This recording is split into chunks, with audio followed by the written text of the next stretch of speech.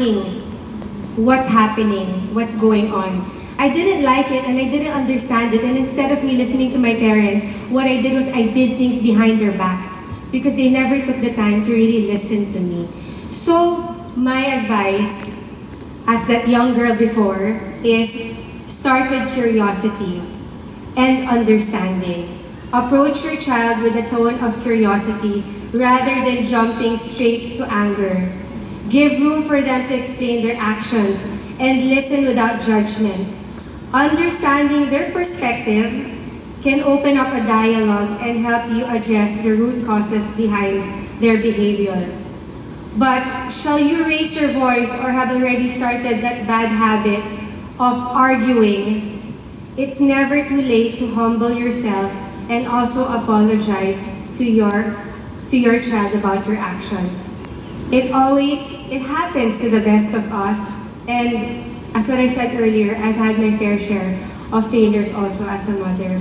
The number two thing I would say is express love and concern. I think sometimes as parents we're so quick to get angry, but we're never generous enough to give that love to our children or share that concern that we have for them.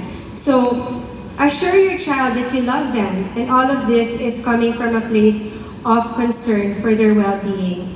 It also comes from a desire to protect them and guide them, and that your intentions are based on wanting the best for them. And then the other one is kindness and patience. The Lord has been so kind to us growing up. We've had our fair share of mistakes when we were young. And look at where we are right now. We're here, we're honoring the Lord. And remember also to give that room of kindness and patience to your children. Approach that situation with kindness, patience, even if your child reacts defensively. Remember that God's love is patient and kind. And we should try our best to reflect those qualities to our kids. Be that example. Stay calm, be respectful also, and be empathetic. And this is one thing I want to share to everybody with my relationship with my children. While I'm not perfect, but this is one thing that I've taken to heart.